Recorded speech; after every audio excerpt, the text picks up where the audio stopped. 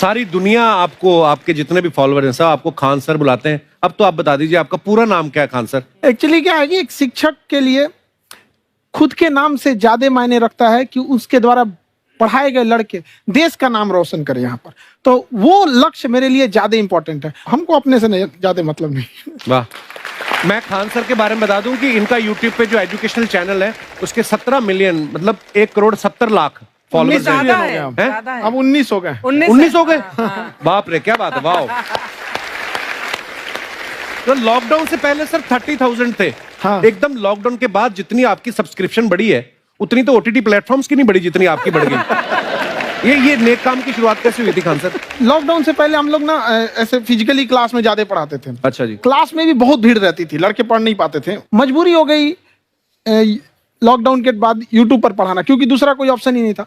और हमको भी नहीं समझ में आया कि लोगों ने क्यों इतना ज्यादा सब्सक्राइब करते गए, क्योंकि हम तो वैसे ही पढ़ा रहे थे जैसे पहले पढ़ाते थे वहां पे।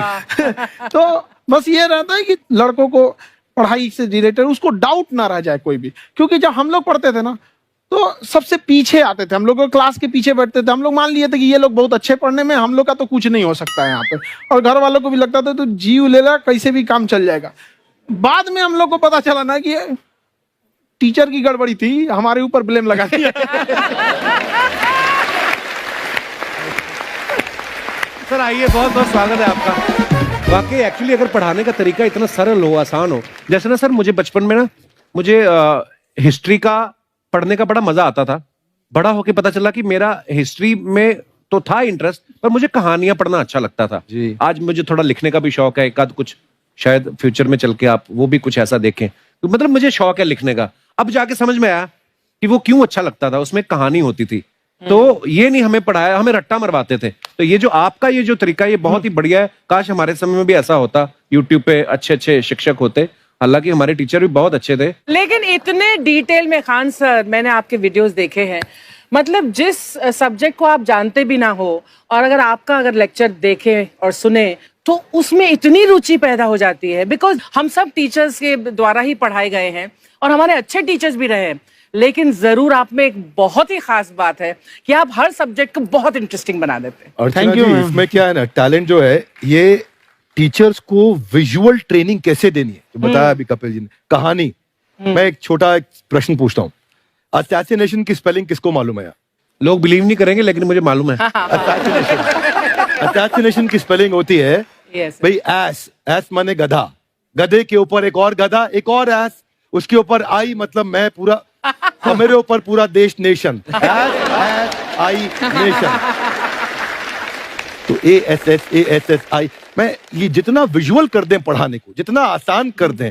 वो याद नहीं होता था रेडियो किसने बनाया, बोला रेडियो चल नहीं रहा, इसको मार थप्पड़ मार, कोनी मार, कोनी मार, मार कोनी ने बनाया। याद हो गया, मार कोनी ने बनाया। जितना विजुअल कर दो। जैसे आपने कहा कि कैसे किसी चीज को इतना अच्छा समझा देते हैं, वो आधे घंटे के क्लास के लिए पीछे 1 हफ्ते का मेहनत होता है। मैं ये भी पूछने वाली थी कि कितनी मेहनत लगती है आपको। वो डिपेंड करता है कि हम कब तक सेटिस्फाई नहीं हो जाते। अच्छा। कभी कभी तो कोई चीजें 2-2 महीने से अटकी हुई है, जब तक हम नहीं सेटिस्फाई होते, नहीं इसको ऐसे नहीं, अब लड़के समझो तब तक नहीं बताते उसे। कहते हैं ना, दुनिया ने मेरी बुलंदियां देखी, किसी ने पाँव के छाले नहीं देखे। क्या है ना कि हम लोग अपने स्टूडेंट लाइफ में इतना पीछे थे ना, कभी कभी अपने आप को से डर लगने लगता था, या हम कहाँ आ गए, हमारा कुछ हो सकता है कि नहीं हो सकता है यहाँ पे। तो लेकिन ना कुछ सीखने का बड़ा शौक था। हाँ। तो जैसे एक फिल्म बनाने से पहले डायरेक्टर कितने महीने की प्रैक्टिस करता है, 2 साल की मेहनत के बाद एक 3 घंटे की फिल्म बनाना पड़ता है। उस तरह से थोड़ा काफी मेहनत करना पड़ता है पीछे से, तब जाके समझ में आता है। और धीरे धीरे एक्सपीरियंस होने से थोड़ा समझ में आ जाता है कि क्या, कहाँ पे कौन सा चीज डाउट आएगा वहां पे। और आपसे पढ़ाई करने का ये भी फायदा है, ये पीट नहीं सकते ना यूट्यूब चैनल से, अंदर से निकल के थप्पड़ भी नहीं मार सकते। हमें तो पीटा ही इतना है ना, हम तो मतलब टीचर से सवाल नहीं पूछ सकते थे। अभी बचपन में पूछ भी लिया ना कि सर सूरज कितना दूर है, तुझे जाना है उधर है। मतलब ये नहीं कि बच्चे के साथ दोस्ती करो, उसके साथ आजकल माहौल बहुत बदल गया है। अब तो बच्चों की पिटाई भी नहीं होती, हमारे टाइम बड़ी पिटाई होती थी। हम भी कहते हैं, हमसे भी लड़के नहीं पूछते हैं, क्योंकि उन्हें पूछने की नौबत ही नहीं आती है। क्लियर हो जाता है ऐसे ही। वाह, क्या बात है। मैंने देखा है सर आपके फॉलोअर्स में रवीना टंडन भी है एक। तो जब आप आए, कितनी मुस्कुराहट आई खान साहब आपके। तो जब कभी आप कोई नया वीडियो डालते हैं तो आप उनको पर्सनली मैसेज करते हैं कि किसी चीज पे डाउट हो तो कॉल मी एनी टाइम, ऐसा करते हैं आप। अच्छा, विवेक सर के बारे में हमने सुना है कि किसी को बिजनेस रिलेटेड प्रॉब्लम हो तो ये 5 सेकंड के अंदर जवाब दे देते हैं। जब भाभी जी आपको तैयार होने के बाद पूछती मैं कैसी लग रही हूँ, 5 सेकंड में जवाब दे पाते हैं आप? देखिए, इसमें तो सभी लोग पीड़ित हैं और हर जगह, हर घर में ये जरूर सुना होगा सबने कि बच्चों के चक्कर में तुम्हारे साथ रह रही है, वरना तुमको तो कब का छोड़ के चली गई होती। ये बड़ी कॉमन बात है। So right. परमीत सर बोलते हैं आपको ऐसा? आप तो कभी नहीं बोलती होंगी। इनका उल्टा है, इनका एटीट्यूड पति वाला है वैसे, तो इसलिए। क्या प्रॉब्लम है? नहीं, कोई औरतों को प्रॉब्लम मतलब मर्दों से कम बिल्कुल मत समझो। नहीं, ठीक है, पर ऐसे मुक्के वगैरह नहीं मारने चाहिए आपको। सर आपने अभी तक शादी नहीं की ना खान सर? नहीं। इतने पॉपुलर हो गए आप, आपका सेंस ऑफ ह्यूमर इतना अच्छा है, तो बड़े सारे प्रपोजल तो आते होंगे आपको। अभी तो इधर कुछ नहीं है ऐसा। खान सर पर्सनल सवालों का जवाब कम देते हैं। अच्छा, जैसे हम शादीशुदा लोगों को देखने के बाद हमको थोड़ा सा और अच्छा, कई बार ना इंसान ज्यादा मोटिवेशनल स्पीकर्स को सुन लेना तब भी कंफ्यूज हो जाता है। कोई कहता है बड़े सपने देखो, गाड़ी लो, बैंक बैलेंस बनाओ। कोई कहता है कि इच्छाएं नहीं रखनी चाहिए, ये दुखों का कारण है। हम किसकी सुने गुरुजी? सुने सबकी, करे खुद की। जो दिल से निकले। दिल से निकले, क्योंकि जो सुनते हैं हम कई बार सुनते हैं और उसको खुद की प्रोसेसिंग करते ही नहीं है, और जब दूसरों की बातें सुनकर बिना प्रोसेस करके फॉलो करने लगते हैं, उसी को तो हम अंधश्रद्धा कहते हैं। बिल्कुल। उसको प्रोसेस करें, अपने दिल से जो रेजोनेट होता है उसको सोचे और फिर करें। मम्मी सुना, मेरी मम्मी के आगे डॉक्टर फेल है। मम्मी की जो सहेली ऑन द स्पॉट इसके साथ बैठी है, और इनको अगर कोई प्रॉब्लम है, फॉर एग्जाम्पल कोई शुगर की प्रॉब्लम है, तो उन्होंने जो बोल दिया वो अंतिम सत्य है। ले मैनू फलानी कहती है, ऐ खाड़ो तो हो जाता है। ये सवाल मैंने आपके लिए पूछा था। I wanted to ask Khan sir कि आपका एक एपिसोड था ट्रेन के बारे में, कि ट्रेन में ऐसा क्यों होता है, शुरुआत में ऐसा हुआ था, ये यहाँ पर बोगी के लिए ये कनेक्शन, तो ये सोर्स क्या होते हैं आपके, कहाँ आपसे से सुन ढूंढ के लेंगी, लाते उसके हैं? बाद खुद का चैनल शुरू करेंगी।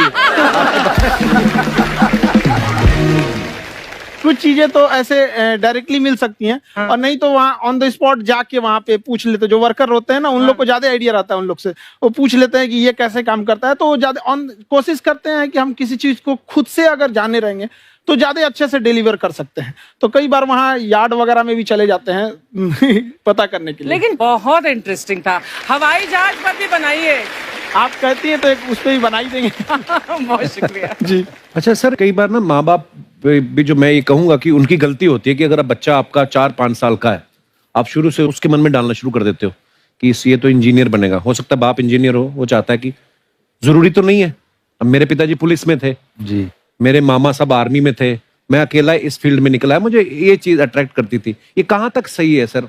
जी, मेरे हिसाब से तो बच्चों पे कभी प्रेशर नहीं डालना चाहिए, लेकिन साथ ही साथ हमको ये भी देखना चाहिए कि जैसे एल्बर्ट आइंस्टाइन ने एक बहुत अच्छी बात बताई थी, अगर एक खरगोश हो, एक बंदर हो, एक हिरन हो, एक शेर हो और एक मछली हो, उन सब को आप एक कतार में खड़ा कर दीजिए और उन सब के लिए एक ही टेस्ट हो कि आप पेड़ पे सब लोग कैसे चढ़ पाए। बहुत खूब। ओके, अब सबको एक टेस्ट कैसे दिया जाए? मछली तो आत्महत्या कर लेगी सोच के कि मैं तो कोई पास ही नहीं होंगी, ये मछली कैसे पेड़ पे चढ़ेगी? राइट। लेकिन कई बार ऐसे हो गया ना कि एजुकेशन सिस्टम ऐसी बन गई कि बस ग्रेड्स हो गए, सब्जेक्ट्स पढ़ने हैं, Right. जो भी किया है, और वो भी जरूरी है, लेकिन वो करते करते बच्चों की जो इंटरेस्ट है, बच्चों की जो पैशन है, उसमें उनको एंकरेज करना बहुत ज्यादा जरूरी है। एक पिताजी एक बार अपने बेटे को ऐसा चाटा मारे जोर से, तो पड़ोसी ने पूछा क्यों मार रहे जी? बोला कल रिजल्ट है इसका। कल रिजल्ट? तो बोले रिजल्ट कल है ना साहब, तो आज क्यों मार? कल बाहर गाँव जा रहा हूँ, कल का काम आज निपट के करता हूं।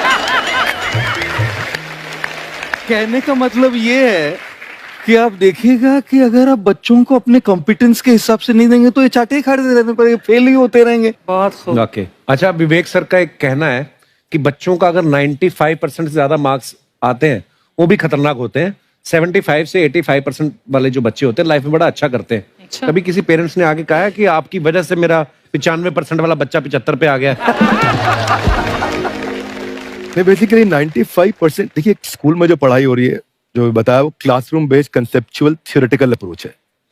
और उसमें बच्चे को क्या चाहिए, एक कॉन्सेप्ट होता है कि जिस सब्जेक्ट में 10 में से 3 आ रहे हैं उस पर फोकस करने की जगह वहां फोकस करो जिसमें 10 में से 7 आ रहे हैं, ताकि उसका सुपर स्पेशलिस्ट बने। पर वहां सब कुछ पोर किया जा रहा है, तो 95% के चक्कर में, 98% के चक्कर में अपनी ओवरऑल डेवलपमेंट कर नहीं पाता है। और ये पुराने पैटर्न्स के कारण हमारे यहाँ बच्चे डेवलप नहीं हो रहे हैं, और पैटर्न्स इतने मजबूत हैं। तो मैं ये लोगों को बोलता हूं कि बच्चे को जो उसको आता है, जो उसको भाता है, जो बाजार चाहता है, जब इनका कॉम्बिनेशन बन जाता है तो बच्चा इतना सफल हो जाता है कि उसके मुकाबले कोई और खड़ा नहीं हो पाता। क्या बात है, बहुत अच्छी बात।